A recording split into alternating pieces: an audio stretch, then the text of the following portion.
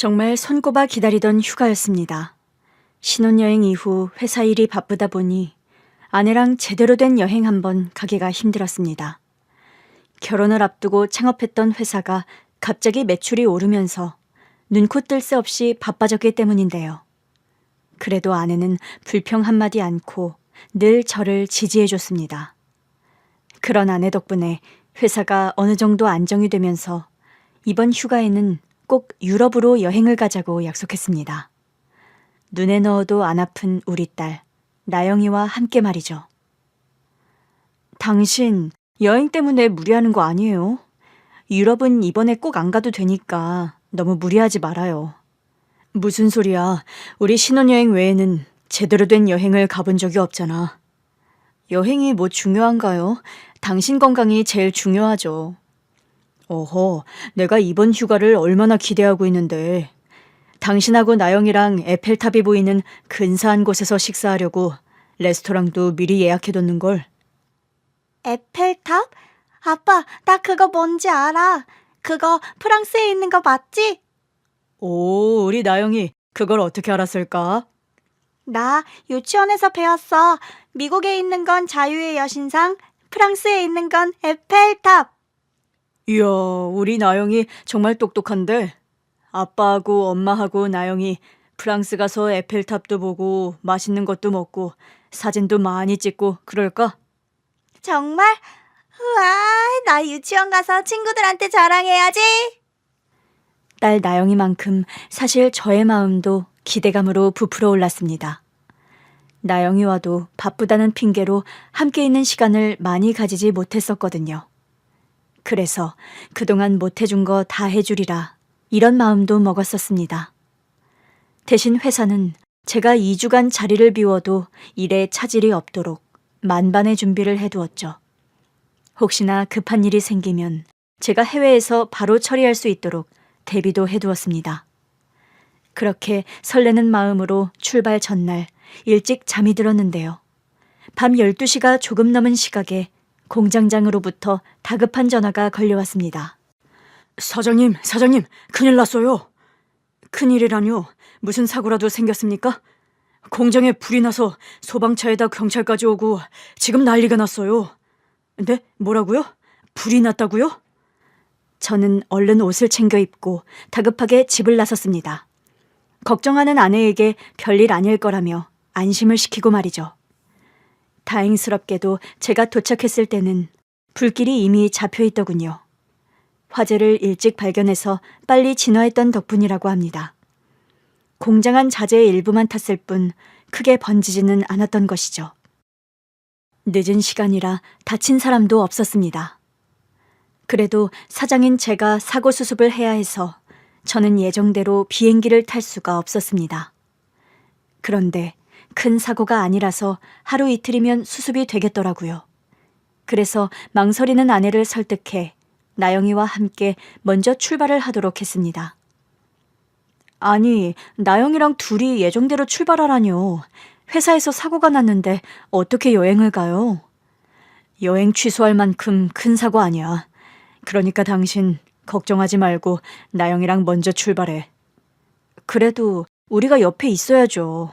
당신만 두고 어떻게 둘이 떠나요. 바로 수습하고 나도 따라간다니까. 하루면 돼. 하루만 먼저 가서 쉬고 있어. 내가 바로 갈 테니까. 여보, 그러지 말고 여행 취소하고 하루 이틀 근교로 가서 쉬는 건 어때요? 무슨 소리야. 당신 내가 이번 휴가를 얼마나 기다렸는지 알잖아. 당신하고 나영이가 먼저 가 있어야 그래야 나도 그걸 핑계로 뒤처리는 오부장에게 맡기지. 아내는 못내 망설였습니다. 하지만 저는 아내와 나영이를 비행기에 태워보냈습니다. 호텔이며 식당을 이미 예약해 두었기 때문이었기도 하지만 그보다는 취소하면 언제 또 이렇게 시간을 낼 수 있을까 싶었기 때문입니다. 아, 그때 왜 제가 그런 고집을 부렸을까요? 저는 그 일을 지금도 매일매일 후회하고 있습니다. 아니, 하루에도 몇십 번이고 제 가슴을 칩니다. 바보 같은 놈, 나 때문이라고 말이죠. 그날 출국장 입구에 들어선 뒤 뒤돌아보던 걱정스러운 아내의 눈빛, 해맑게 웃으며 손을 흔들던 나영이의 모습. 아빠, 내일 오는 거지? 진짜 빨리 와야 해? 그래, 나영아. 아빠도 내일 바로 갈 거야. 그때까지 엄마 말 잘 듣고 있어. 그런데 의외로 사고 수습에 꽤 시간이 걸리더군요. 화재와 관련해 대표가 제출해야 될 서류가 제법 많았습니다. 사나흘을 화재 수습으로 보내고 아내와 나영이에게 내일은 꼭 가야지. 그렇게 마음먹고선 아내와 통화를 했습니다. 사고는 잘 수습됐어요? 그럼 내일 오전이면 마무리될 거야. 오후에는 비행기 탈 수 있을 것 같아. 다행이네요. 당신 스트레스 많이 받았겠어요. 내가 아니라 당신이 쉬어야 하는데. 아니야. 내일이면 나도 유럽에 있을 건데 뭐. 파리를 당신하고 못 와서 섭섭해요. 나영이가 에펠탑 앞에서 사진 찍으며 좋아하는 모습을 당신도 봐야 했는데. 그리스 가면 또 좋은 풍경이 많을 텐데 그때 사진 많이 찍자.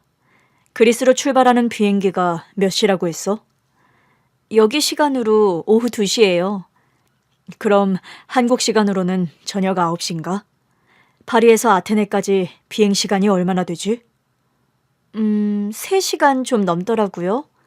제법 시간이 걸리네. 당신 시차 적응도 안 됐을 텐데 건강 잘 챙기고 우리 그리스에서 만나. 당신과 나영이 보고 싶네. 나도요. 당신 건강 잘 챙기고 조심해서 와요.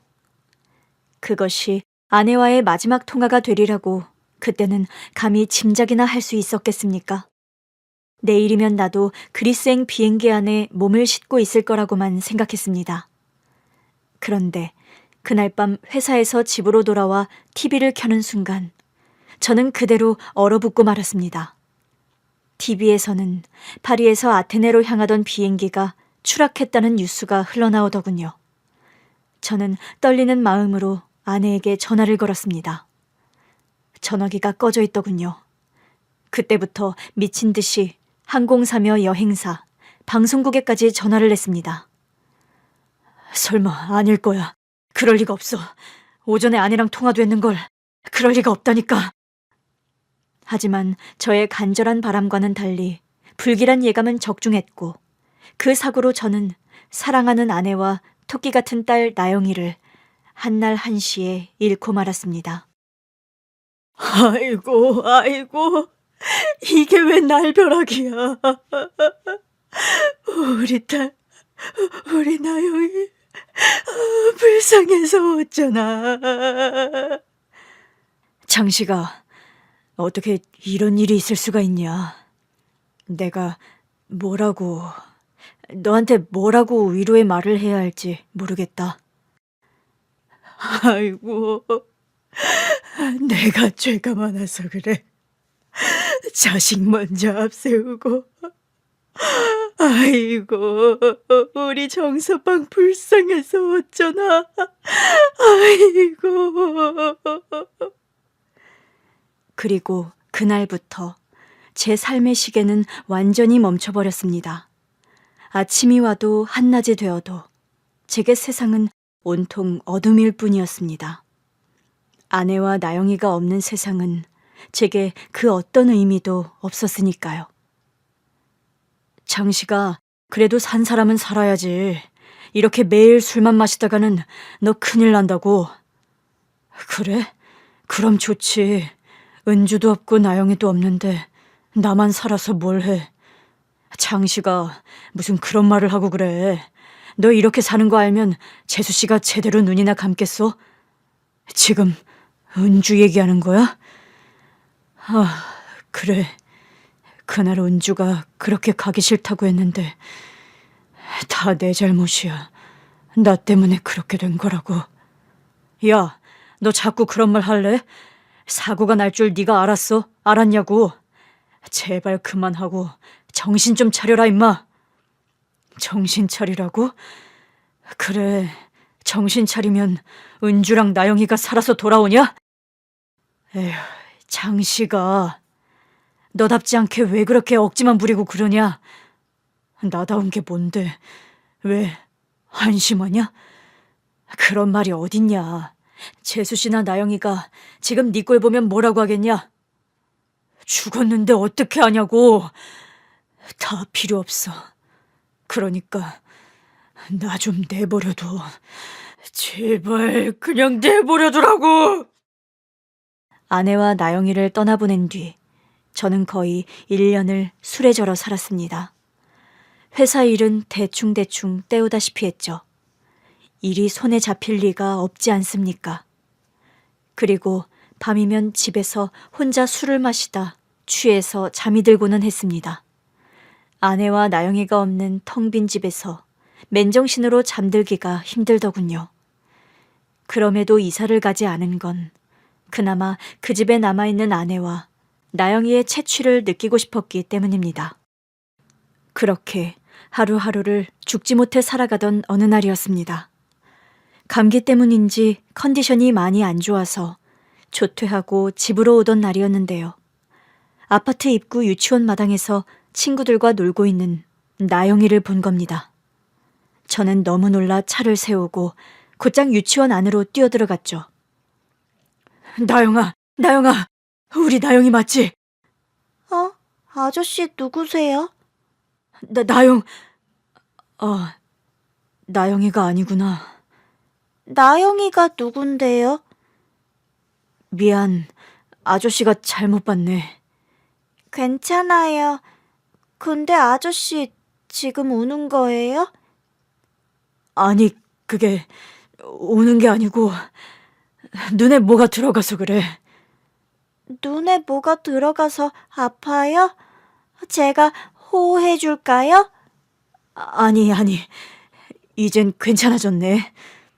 근데 넌 이름이 뭐니? 저요? 전 이서윤이에요. 가까이서 보니 나영이가 아니었습니다. 하지만 눈매며 입술, 웃는 모습까지 우리 나영이를 많이 닮았더군요. 그날부터 매일 유치원을 출근하다시피 찾아갔습니다. 나영이와 닮은 서윤이를 멀리서 지켜보면서 아내와 딸에 대한 그리움을 달래곤 했죠. 그 아이를 보고 오면 그날은 그래도 잠을 좀 청할 수가 있었습니다. 그런데 놀라운 일은 거기서 끝나지 않았습니다. 그날도 나영이를 닮은 그 아이를 보려고 서둘러 퇴근을 했는데요. 유치원에서 행사가 있었는지 아이 엄마들이 아이들을 데리러 왔더군요. 알록달록 평소와는 다른 옷을 입은 그 아이가 엄마라고 부르며 어떤 여인에게 뛰어가는데 그 여인을 보는 순간 저는 또다시 이성을 잃고 말았습니다. 다름 아닌 나영이 엄마, 제 아내가 그곳에 서 있었기 때문입니다. 아니, 은주가 왜 저기에... 은주야, 여보, 나영이 엄마! 저는 한달음에 달려가 그 여인의 팔을 꽉 붙들었습니다. 지금 내가 꿈을 꾸고 있는 게 아닐까라는 생각을 하면서요. 만약 꿈이라면 절대 깨지 말아야지. 이런 생각도 했습니다. 어머머, 누구세요? 누구신데 제 팔을 잡고... 여보, 나야, 당신 남편. 당신 살아있었네. 살아있었어. 나요. 놓으라고요. 남편이라뇨. 어머, 이 사람 미친 거 아니야? 당신 왜 그래? 나라고. 나영이 아빠. 나영이 아빠라뇨? 나영이가 누군데요? 우리 딸 나영이 몰라? 당신 왜 그래? 사고 때문에 기억을 잃은 거야? 이보세요. 전 기억을 잃은 적 없고요. 당신 같은 사람 모른다고요. 은주야, 나라고. 잘 봐. 나 얼마나 당신이 보고 싶었다고. 그동안 어디 있던 거야? 아니다. 그러지 말고 우리 집에 가서 얘기하자. 어머머, 어딜 가자는 거예요? 진짜 미친놈이네. 여기요, 여기. 선생님, 경찰 좀 불러주세요. 정말 죽은 아내가 살아 돌아온 줄 알았습니다. 조금만 생각해봐도 그럴 리가 없다는 걸 알았을 텐데요. 아내에 대한 그리움 때문에 제정신이 아니었던 저는 앞뒤를 따질 여유가 없었습니다. 그날 결국 경찰서까지 가게 된 저는 그제야 비로소 아내가 아니라 그 여인이 아내를 많이 닮은 사람이라는 걸 깨닫게 되었습니다. 정말 죄송합니다. 제가 큰 실수를 했습니다. 아니에요. 사정을 듣고 보니 선생님 심정이 이해가 되네요. 죽은 사람이 살아 돌아올 리가 없는데 제가 정말 정신이 어떻게 됐었나 봅니다. 죄송합니다. 경찰서에서 자초지종을 듣고 아내와 나영이 사진을 본 그녀와 그녀의 남편은 오히려 저를 위로해 주더군요. 선생님 보여주신 사진 보고 저도 깜짝 놀랐습니다. 아내분이 어쩌면 그렇게 우리 와이프랑 닮았는지 쌍둥이라 해도 믿을 것 같아요. 그러게요.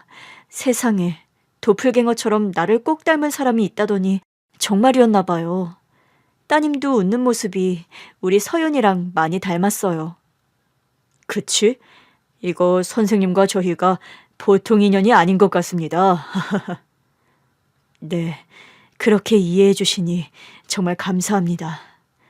제가 두 분과 아이에게 너무 큰 신뢰를 범했네요. 신뢰라니요? 저 같아도 선생님처럼 그랬을 것 같습니다. 그래도 저 때문에 경찰서까지 오시고 면목이 없습니다. 아니에요. 사정도 안 여쭤보고 경찰부터 부른 제가 성급했어요. 자, 그러지 말고 이것도 인연이라면 인연인데 저희 집에 가셔서 저녁 같이 드시는 건 어떻겠습니까? 괜찮지, 여보? 그럼요. 괜찮으시면 저희 집에서 저녁 드시고 가세요. 아니, 아닙니다. 사람이 염치가 있어야죠. 에이, 그렇다면 더더욱 가셔야죠. 이 사람이 끓인 된장찌개 맛이 얼마나 기가 막힌데요. 아마 평생 못 잊으실 겁니다. 그들은 한사코 싫다는 저를 떠밀다시피 해서 집으로 데리고 갔습니다. 제가 살고 있는 곳, 바로 길 건너 아파트더군요. 올해 초에 이사를 왔다고 하는데 정말 오랜만에 따뜻한 집밥을 배부르게 먹었습니다. 그리고 그날 밤은 신기하게도 술 없이 잠들 수 있었는데요. 그날 이후 저는 그 가족들과 조금씩 왕래하기 시작했습니다. 저의 딱한 사정 때문인지 부침성 좋고 사람 좋은 서윤이 아빠가 형님이라 부르며 저를 챙기더군요. 형님, 이번 주 주말 시간 비워두셨죠? 꼭 같이 가시는 겁니다. 아이고, 뭘 나까지 챙기고 그래. 그냥 가족끼리 오붓하게 다녀오면 되지. 뭐 그런 서운한 말씀을 하세요. 형님도 이젠 가족 아닙니까? 서윤이도 삼촌 꼭 같이 가야 한다고 하던걸요. 알았네, 알았어. 대신 고기는 내가 사갈게. 서윤이 좋아하는 특등 한우 등심으로 말이야. 오케이. 서윤이 덕분에 우리까지 입이 호강하겠는데요. 그럼 9시까지 모시러 갈게요. 아니, 내가 그쪽으로 갈게. 나 하나 움직이면 되는데 번거롭잖아. 그럼 그럴까요? 저희 집 앞에서 9시에 만나는 걸로 하죠. 단결! 정말 따뜻한 가족이었습니다. 첫 만남 이후 그들은 제 형제나 되는 것처럼 저를 대했습니다. 서윤이 엄마는 반찬을 만들어 종종 저희 집 냉장고를 채웠고요. 그들의 가족 행사에 자주 저를 초청해서 시간을 함께 보냈습니다.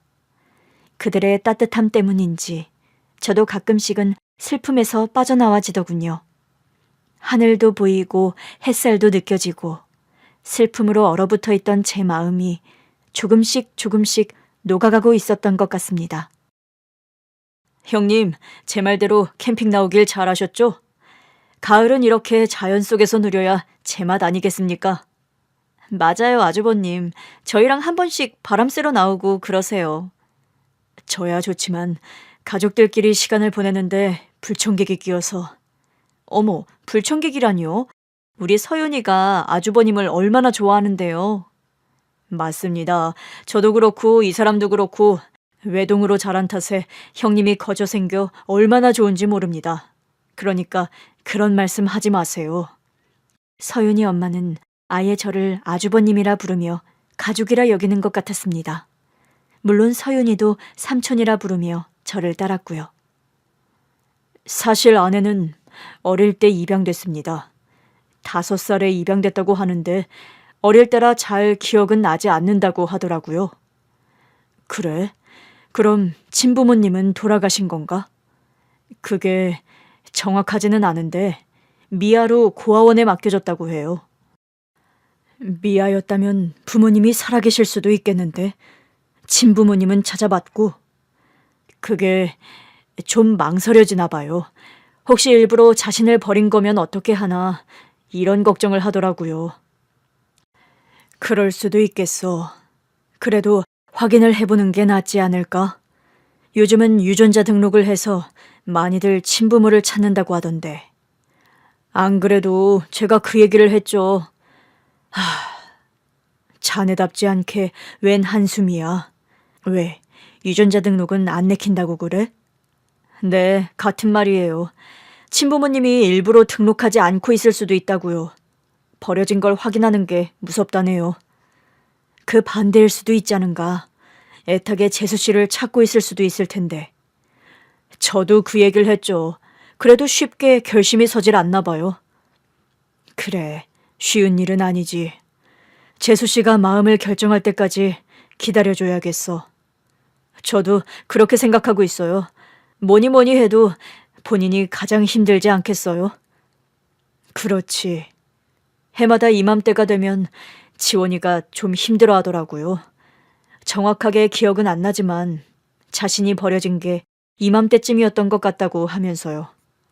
어쩐지 재수 씨가 평소와는 달리 좀 우울해 보이더라고. 그래서 난 자네랑 말다툼을 했나 속으로 그러고 있었지. 말다툼이라뇨. 제가 이맘때가 되면 그래서 더 조심하고 그럽니다. 그래, 그래야겠어. 자네가 더 잘 챙겨줘야겠어. 제가 진짜 가족이 됐다고 여겨서였을까요? 아니면 슬기운 때문이었을까요? 캠핑을 함께 갔던 그날 밤, 서윤이 아빠는 서윤이 엄마에 대한 이야기를 털어놓더라고요. 한없이 밝고 따뜻한 사람인 줄 알았는데 서윤이 엄마에게 그런 아픔이 있는 줄 어떻게 알았겠습니까? 아픈 사연이 없는 사람은 없구나 이런 생각을 하며 잠을 청하려는데 문득 연애 시절 아내가 했던 이야기가 섬광처럼 떠올랐습니다.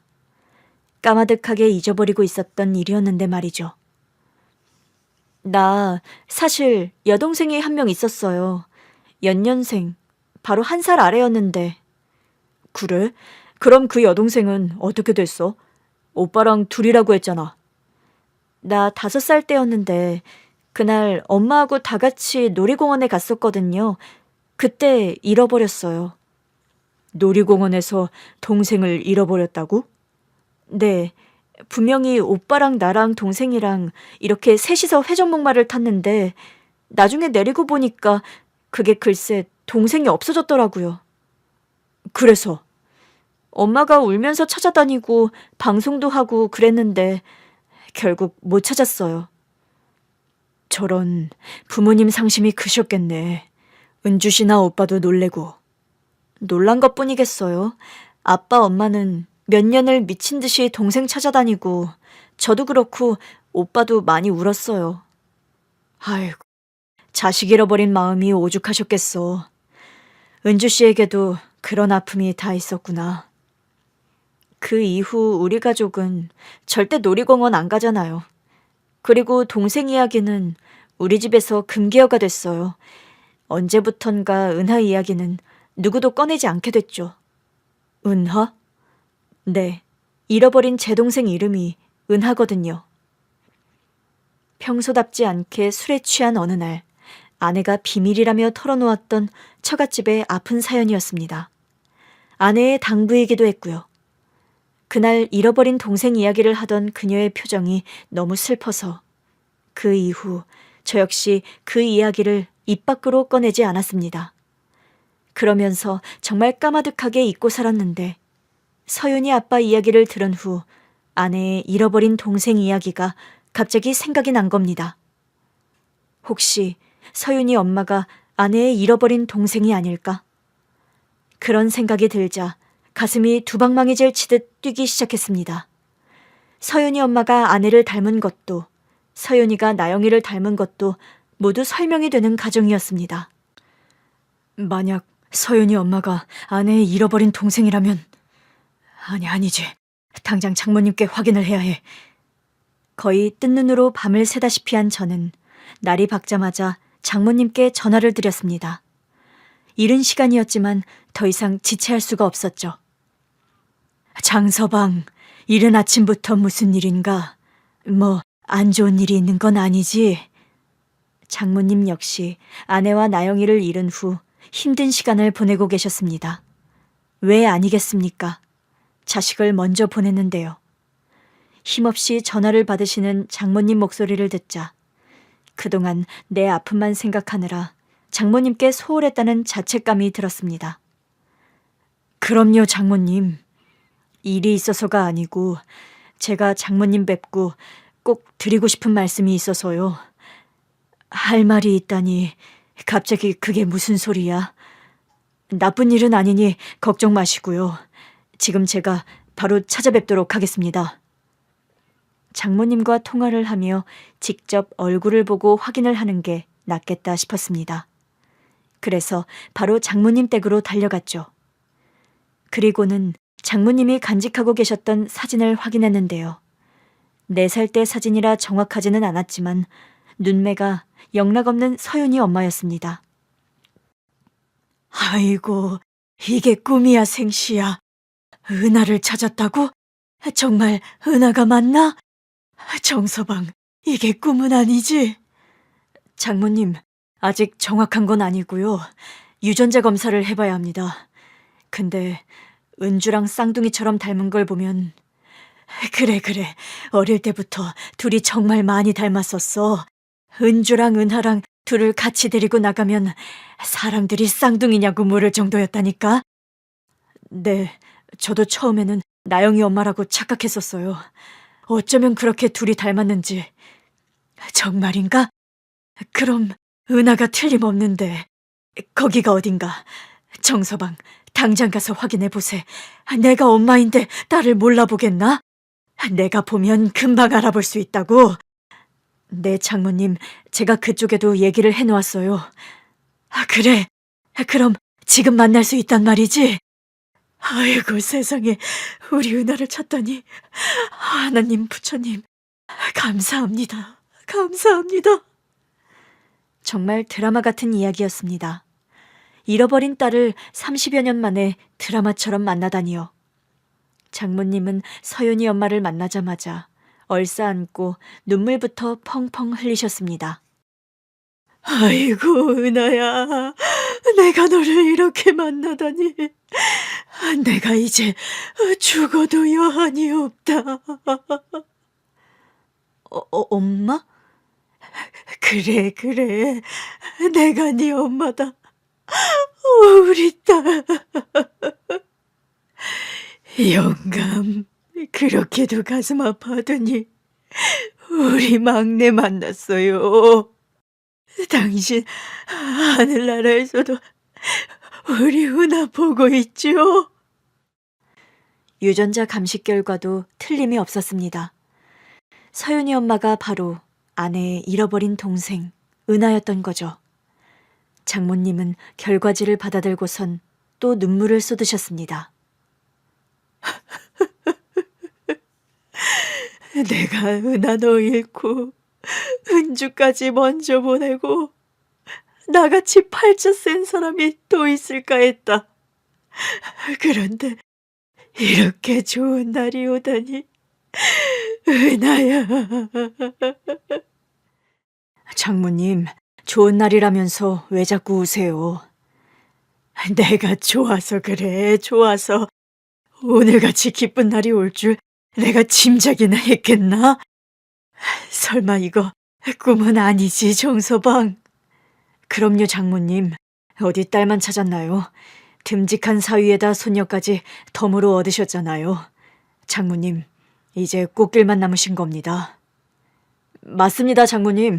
그동안 못다한 효도 저희가 이제부터 열심히 하겠습니다. 아이고, 효도라니요. 이렇게 딸 찾은 것만으로 효도는 다 했어요. 게다가 이렇게 예쁜 손녀까지 선물로 주시고. 장모님, 형님한테 하듯이 말 놓으십시오. 저 섭섭합니다. 그래요. 말 놓으시라니까요. 아니지, 이서방, 이렇게 저도 한번 불러주세요. 참네, 자네 성격도 급하네. 장모님 적응하실 시간을 드려야지. 그런가요? 그럼 다음부터는 정서방만 찾지 마시고 이서방도 찾아주세요, 장모님. 아이고, 당연히 그래야지요. 정서방, 이게 다 정서방 자네 덕분이야. 사람 일이란 정말 한치 앞을 내다볼 수 없는 것 같습니다.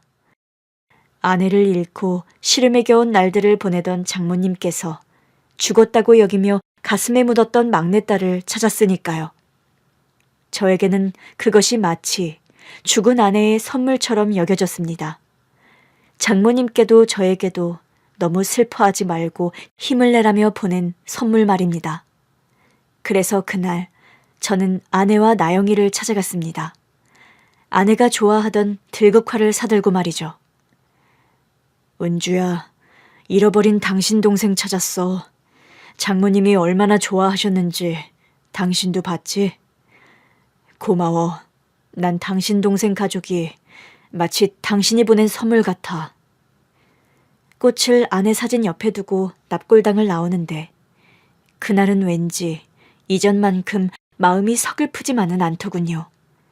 작은 소망의 빛이 제 삶에도 찾아오기 시작했다고 할까요?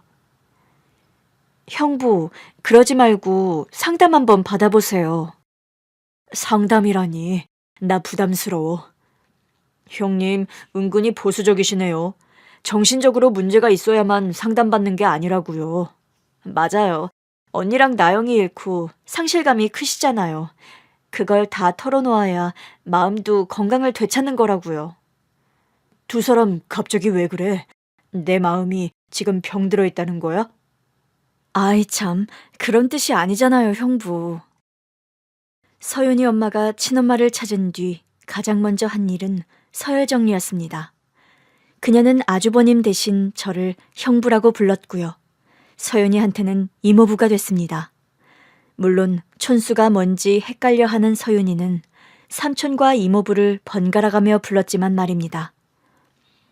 제가 교수님께 특별히 부탁드렸어요. 무엇보다 형부 이야기 잘 들어주실 거고요. 형부 마음 깊은 곳에 남아있는 슬픔도 따뜻하게 어루만져 주실 거예요. 저제, 나 많이 좋아졌어. 이젠 안 운다고. 아이고, 형님, 어제도 서윤이 보면서 눈물이 글썽글썽 하시던데요, 뭐. 아니, 그거야. 서윤이가 사람을 감동시키는 재주가 있잖아. 형님, 그러면 사람들은 보통 웃는다고요. 그런데 형님은 눈물부터 흘리시잖아요. 오호, 이 사람. 당신, 형부 그만 놀려요. 형부, 한 번은 가보실 거죠? 그래, 처제 부탁이니까 한번 생각은 해볼게. 꼭이요? 꼭 생각해 보셔야 돼요. 대학에서 심리학을 전공했다고 하는 처제는 제게 상담을 적극적으로 권하기 시작했습니다. 이전만큼 술을 마시지는 않았지만 술 없이 잠들 수 없는 날이 여전히 꽤 있었고요. 언제부터인가 모든 게 부질없다는 무기력감이 찾아오더군요. 친구들도 만나는 게 귀찮아지고 그나마 처제 가족을 만나 시간을 보내는 게 전부였습니다. 그런 저의 변화를 처제가 눈치를 채고선 상담을 권유하기 시작한 겁니다. 형님, 편하게 수다 떨고 온다. 그렇게 생각하세요? 참네, 남자가 뭔 수다를 떤다고 그러나. 형님, 그거 성차별적인 발언입니다. 수다가 뭐 여자들 전유물입니까? 우리 남자들도 마음속에 있는 얘기를 해야 건강하게 오래 살죠. 난 오래 살고 싶은 생각 1도 없어. 은주랑 나영이 생각하면. 아이고, 그러니까 지원이가 형님 상담받으시라는 겁니다. 100세 시대인데 형님 인생에 앞으로 얼마나 좋은 일이 기다리고 있을지 알 수 없는 거 아닙니까? 좋은 일? 난 그저 더 이상 나쁜 일만 없었으면 좋겠네. 또 염세주의적인 말씀 하시네요. 우리 장모님 보세요. 잃어버렸던 딸 찾을 줄 아셨겠어요? 그것도 30년 만에요. 그래, 알겠네. 그래서 이렇게 상담받으러 가고 있지 않나? 네, 정말 잘 결정하신 겁니다. 제가 요 앞 카페에서 기다리고 있을 테니 마음 편하게 얘기하고 오세요. 제 얼굴을 보기만 하면 상담을 권하는 처제의 부탁을 더 이상 거절할 수가 없었습니다. 그래서 딱 한 번 가보자는 마음으로 약속을 정하고 집을 나섰는데요. 이서방이 차를 대기하고 기다리고 있더라고요. 상담받으러 가는 걸 못내 못마땅해 하는 제 마음을 읽은 것 같았습니다. 가는 내내 농담도 하면서 제 마음을 편하게 해주려고 노력했습니다. 그 덕분인지 상담은 제 예상보다 훨씬 편안했습니다. 그래서 딱 한 번이라고 생각했던 그곳을 일주일에 한 번씩은 방문하게 됐죠. 그렇군요. 아내와 나영이를 잃은 게 선생님 잘못이라고 생각하시는군요. 그러니까 제가 그날 둘이 먼저 가라고 우기지만 않았어도, 아니, 아내 말대로 여행을 취소했더라면. 그래서 선생님 때문에 두 사람이 생명을 잃었다고 자책하시는 건가요? 그럼 아닌가요? 차라리 제가 그때 함께 그랬다면 이렇게 혼자 남겨지는 고통도 없었겠죠. 혼자 남겨져서 그래서 슬프고 외롭고 힘드신 건가요? 네, 밤에도 도저히 잠들 수가 없어요. 머릿속으로 끊임없이 그날 일이 떠오르거든요. 그러다 잠시 잠이 들잖아요. 그럼 꿈속에서 제가 아내를 막 붙잡으려고 하는데 제 발이 안 떨어지는 겁니다. 그러다 잠이 깨면 슬픈 건지 아픈 건지 가슴이 바늘로 찌르듯이 고통스럽습니다. 매일 그런 증상이 나타나나요? 이전엔 거의 매일이다시피 그랬는데 최근 들어서는 좀 나아졌어요. 한 번씩 그러더라고요. 그럼 그런 날은 더 잠을 못 이루시겠어요? 네, 그러면 너무 힘이 드니까 나도 모르게 술에 손이 갑니다. 술을 마시면 잠시나마 고통을 잊게 되거든요. 고통을 잊기 위해 술을 마신다. 하지만 술 깨고 나면 더 힘이 들지 않던가요? 그렇죠. 그래도 달리 방법이 생각나지 않아서요. 그렇군요. 그리고 어떤 날은 이런 생각도 해요.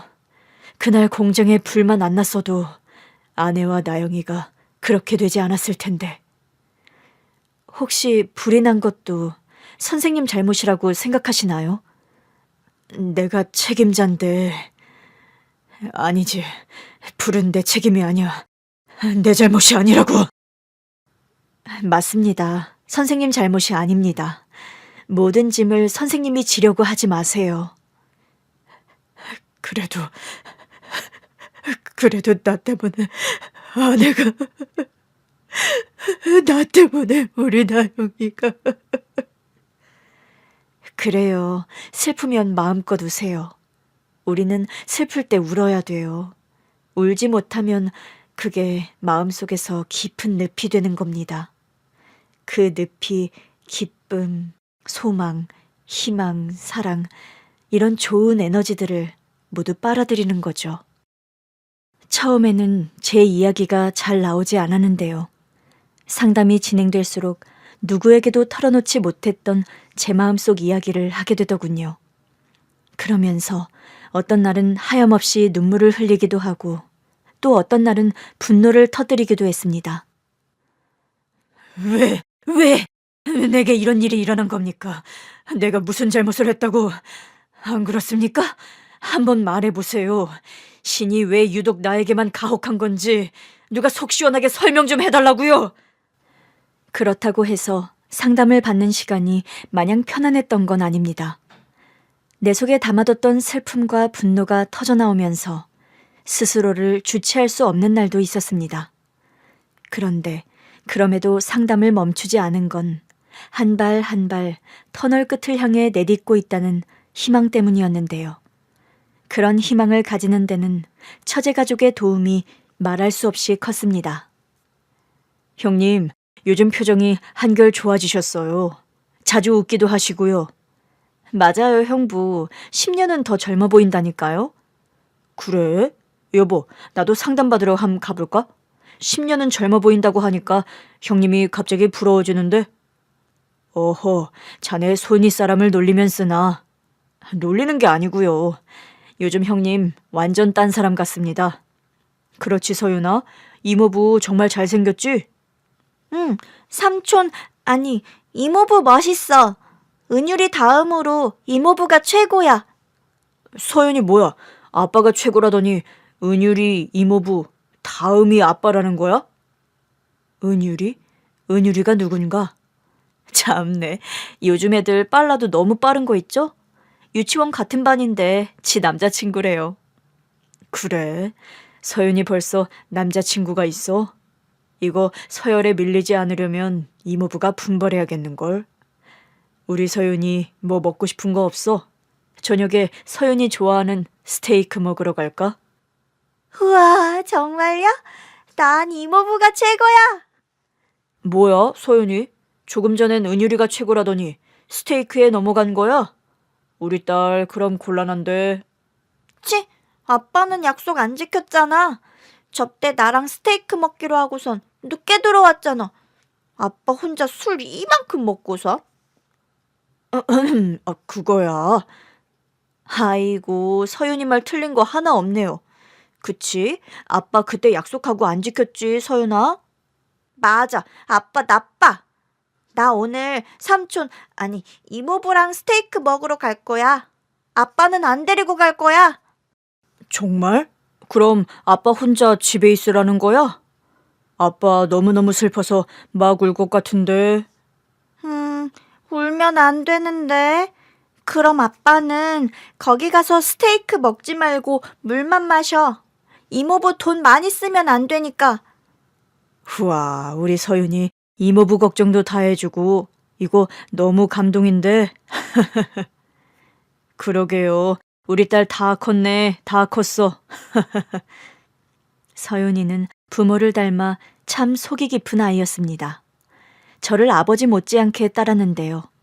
그 아이와 시간을 보내다 보면 제 마음속에서 따뜻한 그 무엇들이 어느새 가득 차오더라고요.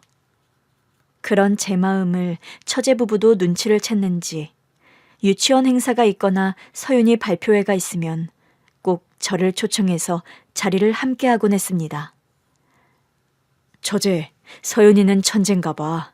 어쩜 그렇게 노래도 잘하고 연기도 잘하는지 난 우리 서윤이밖에 안 보이더라고. 아휴, 형부, 어디 가서 그런 말씀 하지 마세요. 조카 바보라는 소리 들어요. 그럼 뭐 어때? 난 진짜 서윤이가 천재라고 생각하는데. 그쵸, 형님. 제가 봐도 우리 서윤이 절 닮아서 아주 똑똑합니다. 참네, 서윤이가 자넬 닮았다고? 내가 보기엔 엄마 판박인데 처제랑 붕어빵이야, 붕어빵. 그런가요? 그럼 이왕이면 잉어빵이라고 해주십시오. 황금 잉어빵이 요즘 대세 아닙니까? 유치. 당신 아재 개그 계속하다 서윤이한테 또 한 소리 들으려고 그래요? 아이고, 제가 요즘 이렇게 잡혀 삽니다. 아내고 딸이고 아재 개그 그만하라고 얼마나 구박을 하는지. 아저씨가 아재 개그 하는 게 잘못인가? 안 그렇습니까, 형님? 그건 또 그렇네. 아저씨가 농담 좀 하면 그게 다 아재 개그지.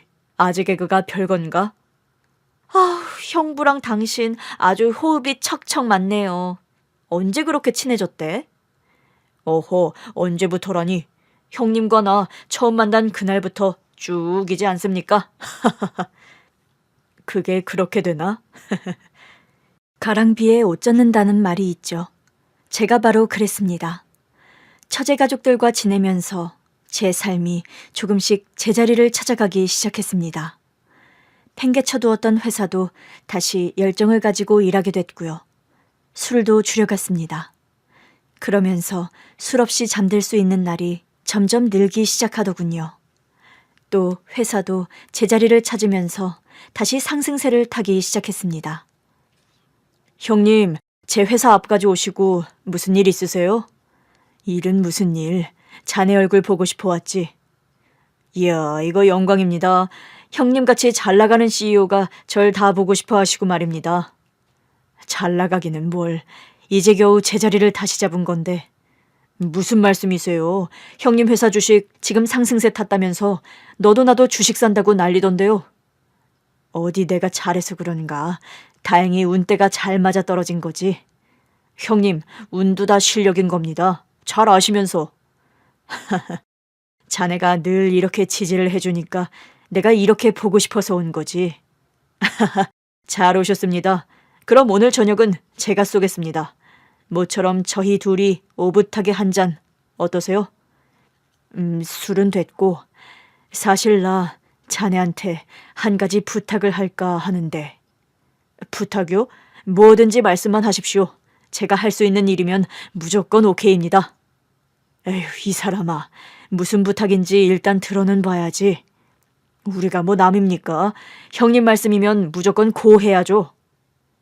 얼마 전 처제 집에 저녁을 먹으러 갔다가 우연히 두 사람이 나누는 이야기를 듣게 되었습니다.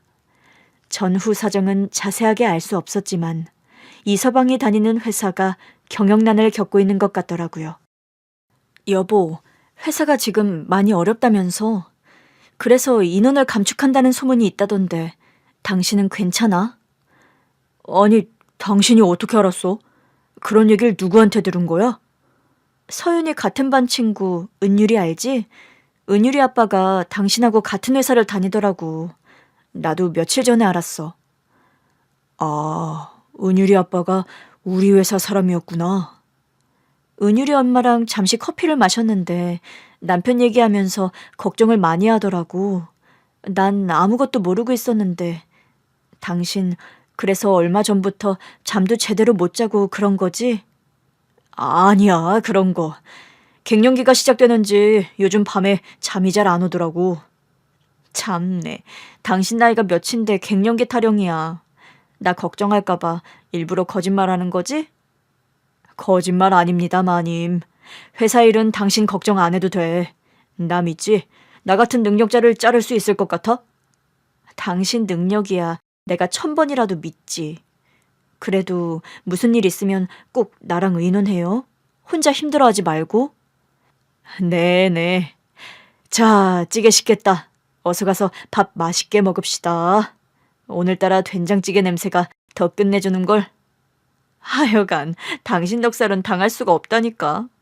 내 얘기 귓등으로 듣지 말고 힘들면 꼭 얘기해야 돼. 알았죠? 당연하지. 내가 언제 당신한테 얘기 안 한 적 있어?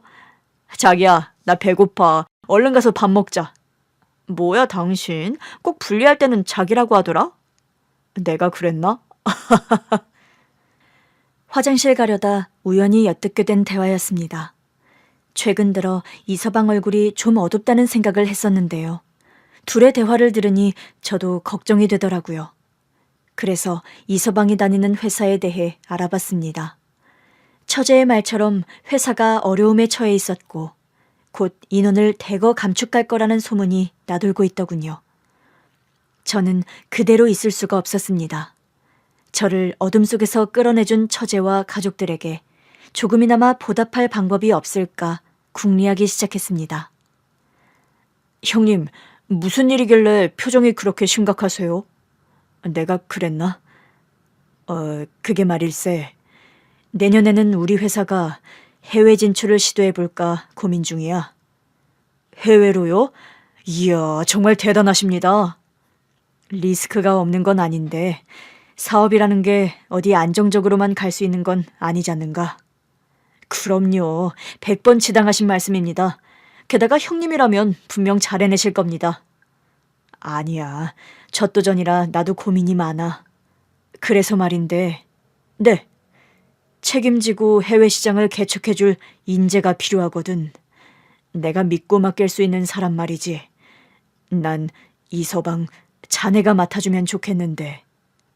제가요? 제가 아는 게 뭐 있다고. 아니야. 자네가 하던 마케팅 일하고 별반 다르지 않아. 나에게는 자네 같은 인재가 꼭 필요해. 인재라뇨, 형님. 저 같은 직장인이 무슨 인재라고. 왜? 내가 농담하는 것 같나? 나 지금 자네 형님이 아니라 우리 회사 대표로서 얘기하는 걸세. 정식으로 자네한테 스카웃 제의를 하는 거야. 연봉은 지금 받고 있는 월급 2배로 하지. 네? 2배나 주신다고요? 그래도 너무 갑작스러워서. 혹시 지원이가 형님한테 무슨 얘기를 했습니까? 처제가? 아니, 들은 얘기 없는데. 난 자네 같은 인재가 우리 회사에 있으면 좋겠다고 늘 생각하고 있었네. 그럼 우리 회사에 대한 소문 들으셨어요? 그래서 일부러 그러시는 거죠? 어허, 이 사람아. 나 사업하는 사람이야. 비즈니스에 손해될 만한 일은 안 한다고. 손익계산이 얼마나 철저한데? 틀린 말은 아니었습니다. 처제 가족에게 고맙다고 해서 단순히 그 이유만으로 덜컥 회사 일을 맡겨야겠다고 생각한 건 아닙니다. 이서방을 보면서 제 회사에도 저런 믿음직한 직원이 있었으면 좋겠다는 생각을 종종 했었거든요. 그래서 제 결정이 빨랐던 겁니다. 첫 해외지사 개척인지라 그만큼 믿을 만한 사람이 필요했으니까요. 형님, 갑작스럽기도 하고 저 혼자 결정할 일은 아닌 것 같습니다. 지원이랑 의논도 해야 하고 생각할 시간을 좀 주십시오. 당연히 그래야지. 해외지사가 결정되면 가족이 함께 나가게 될 수도 있으니까. 왠지 거절하고 싶은데요. 형님이랑 저 죽고 못 사는 단짝인데 해외로 나가면 보고 싶어서 어떻게 삽니까? 그렇지. 사실 나도 그게 걱정이야. 내가 우리 서윤이 안 보고 살 자신이 없거든. 그러지 말고 서윤이는 두고 가는 게 어떤가? 내가 자네 부부 못지않게 잘 키울 자신이 있네. 아이고, 그러십니까? 그럼 당장이라도 데리고 가십시오. 미운 7살이라더니 아직 7살도 안 됐는데 얼마나 잔소리가 늘었는지. 저 요즘 서윤이 눈치 보고 삽니다. 그래, 서윤이 잔소리라면 난 매일 들어도 행복하겠네. 그럼 오늘 당장 내가 데리고 갈까? 네네, 제발 그래 주십시오. 사실 처제 가족들을 보내고 싶지 않은 마음은 제가 더합니다. 아내와 나영이를 잃고 유일하게 의지하던 가족들이었으니까요. 물론 처제와 이서방이 아직 결정을 한 건 아닙니다. 지금 다니고 있는 회사에 이서방이 남겠다고 하면 그 가족들과 여전히 많은 시간을 함께 보낼 수 있어서 전 또 좋으니까요. 그런데 그것과는 상관없이 이젠 홀로 서기를 해야겠다, 이런 생각을 사실 최근 들어 하고 있었습니다. 홀로 서기라고 해서 거창한 건 아니고 이별 앞에서 좀 더 의연해지기로 한 거죠.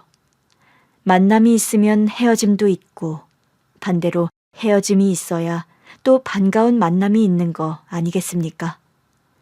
그리고 이제는 압니다. 헤어졌다고 해서 사라지는 것은 아니라는 것을요. 아내와 나영이를 잃었지만 그들은 제 마음속에서 아름다운 추억의 꽃으로 피어 있으니까요. 그래서 어제 납골당을 찾아 아내와 나영이에게 이런 고백을 했습니다. 여보, 나영이 엄마, 이제 내 걱정 안 해도 돼. 나 이전처럼 밥도 잘 먹고 운동도 하고 일도 열심히 하고 있어. 나 지금도 당신이 많이 보고 싶지만 그렇다고 해서 되는 대로 살지 않을게. 당신이 사랑하고 자랑스러워했던 당신 남편으로 열심히 살 거야. 나영아, 우리 나영이 살아있었으면 내년에 학교 갈 나이인데 그래도 아빠 이제는 안 운다. 우리 나영이가 늘 아빠 마음속에 예쁜 꽃으로 있거든. 네, 신은 비록 제게 모진 고통을 겪게 했지만 또 그만큼의 온정도 베푼 것 같습니다. 처제와 처제 가족을 만나게 했고 그래서 새로운 삶을 시작할 수 있도록 용기를 주었기 때문입니다. 비온 뒤에 땅이 굳어진다라는 속담처럼 더 단단한 사람이 되어서 말이죠. 게다가 최근에는 봉사활동도 새롭게 시작했습니다. 저와 같은 큰일을 겪어서 마음이 아픈 사람들을 돕는 일인데요. 저의 따뜻한 한마디 말과 도움이 그들의 슬픔을 어루만질 수 있었으면 좋겠다, 이런 바람을 가지고 열심히 활동하고 있습니다. 혹시 지금 제 이야기를 듣고 계신 분들 중에서 힘들고 어려운 일을 겪은 분들이 있다면 힘내시라는 응원 드리고 싶네요. 어둠이 길 것 같지만 새벽은 반드시 오고요. 좋은 날도 다시 올 겁니다. 그때까지 용기 잃지 마시고 함께 파이팅 합시다. 긴 글 읽어주셔서 감사합니다.